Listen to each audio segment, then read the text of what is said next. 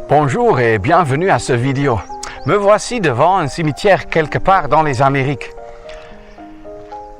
Dans les cimetières, on voit partout dans le monde entier que les gens ont aimé leurs bien-aimés qui sont morts. Et beaucoup de gens y consacrent beaucoup de temps et d'énergie et d'argent pour montrer cela par de beaux sépulcres, des tombes, des tombeaux très bien faits. Et il est sans aucun doute bien d'avoir aimé ses bien-aimés et de les avoir respectés. Néanmoins, la grande question est ceux qui se trouvent ici, ou plutôt dont les corps ont été enterrés ici derrière moi, et dans tous les cimetières dans le monde entier. Ils se trouvent où actuellement? Parce que selon ce que Dieu même, qui nous a créés, qui nous a fait, dit, il y a après la mort une éternité. Et la grande question est, où est-ce qu'on passe l'éternité? Beaucoup de gens consacrent beaucoup de temps à réfléchir, par exemple, pendant les vacances, pendant le congé. Où va-t-on passer du temps? Certains partent dans leur village natal. D'autres partent dans les villes touristiques, dans les lieux touristiques. D'autres partent sur la plage, d'autres partent pour des promenades dans les montagnes, ainsi de suite. Là, si les grandes vacances arrivent peut-être en juillet, mais certains commencent déjà à réfléchir au mois de janvier ou février. Alors, le plus grand voyage de votre vie, est-ce que vous y êtes déjà préparé? Est-ce que vous savez déjà où vous allez partir? Si vous prenez quelque part un bus, un car, un train, un taxi, mais vous savez sans aucun doute là où vous voulez aller. Et c'est en conséquence que vous allez choisir la direction du car, du train, du bus, du taxi, ainsi de suite. Alors pourquoi est-ce que vous ne réfléchissez pas sur la question où votre vie vous amène? Dans quel endroit vous amène-t-elle? C'est la grande question. Et dans la parole de Dieu, nous trouvons le livre d'un prophète qui s'appelait Amos, qui a vécu il y a très longtemps, mais qui a dit des paroles qui sont à prendre à cœur. Et particulièrement, j'ai pensé à un verset, Amos 4, verset 12, où l'Éternel dit ceci, le Dieu d'éternité dit ceci, à Israël, prépare-toi Israël à rencontrer ton Dieu.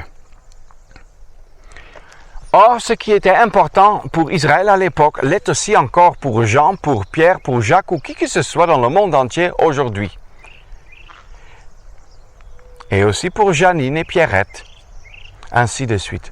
Pour hommes, pour femmes, riches, pauvres, européens, africains, asiatiques, où que ce soit que vous vous trouvez. Cette question est importante pour tout le monde. Filles, garçons. Et ça ne regarde pas certaines ethnies, certaines langues, non. Vous et moi, on est concernés par cette question. Où est-ce que je passerai l'éternité? Et je me rappelle l'histoire de quelqu'un qui travaillait à une cour royale. Et le roi avait dit à un certain qu'il faut qu'il donne le chapeau au plus grand fou qu'il rencontrera dans sa vie. Le roi lui a littéralement donné un chapeau. Je ne veux pas entrer trop dans les détails de cette anecdote, mais quelque temps plus tard, le roi tombe malade, gravement malade. Il est mourant sur le lit.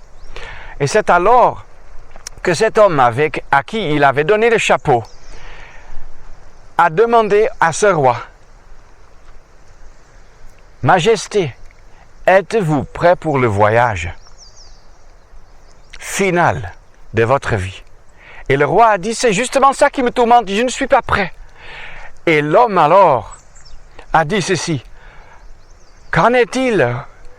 Comment pourrais-je comprendre, Majesté, que vous vous êtes préparé pour tant de voyages à travers votre vie, quand vous partez dans les villes de votre royaume, et vous ne vous êtes pas préparé pour le voyage final. » Ça rejoint ce que nous venons de lire. Prépare-toi à rencontrer ton Dieu.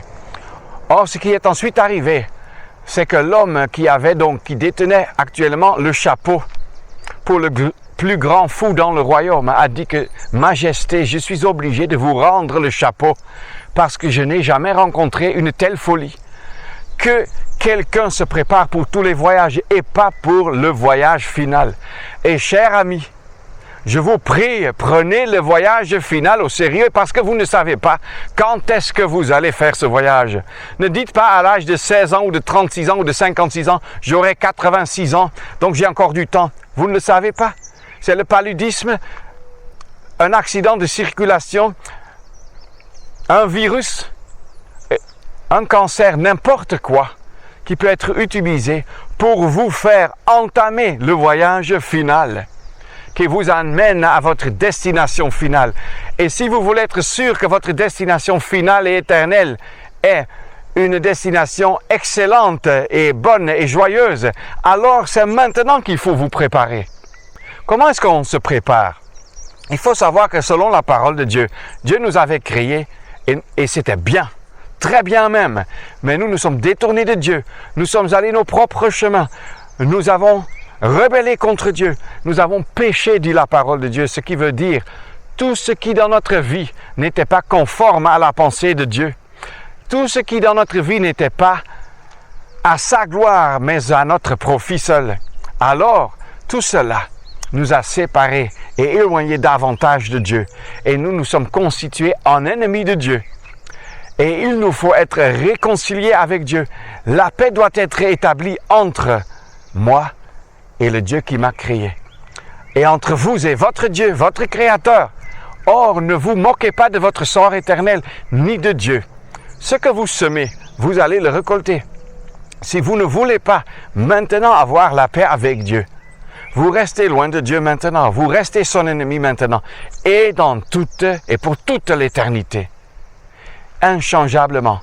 La parole de Dieu dit ceci, là où l'arbre tombe, là aussi il demeurera.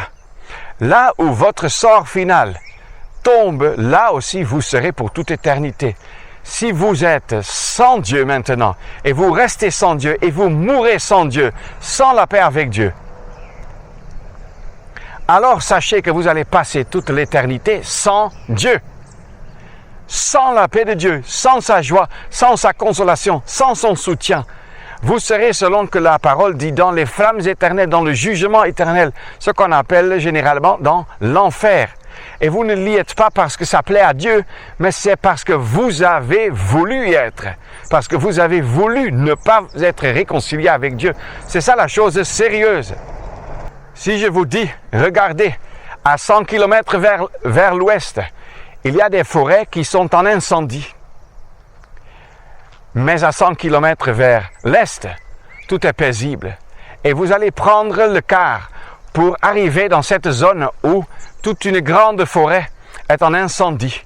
Mais tout le monde va vous déclarer fou. Vous avez choisi la mauvaise destination.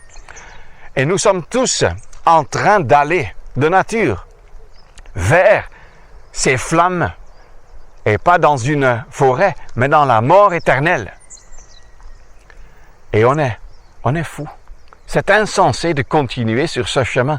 Et c'est pour cela que le prophète, le serviteur de Dieu ici dit, « Prépare-toi à rencontrer ton Dieu. » Et dans 2 Corinthiens 5, nous lisons, « Soyez réconciliés avec Dieu, nous vous supplions cela. » Ça veut dire que prenez soin que la paix soit rétablie. Or, ce n'est pas vous-même qui pouvez rétablir la paix, c'est Jésus-Christ seul.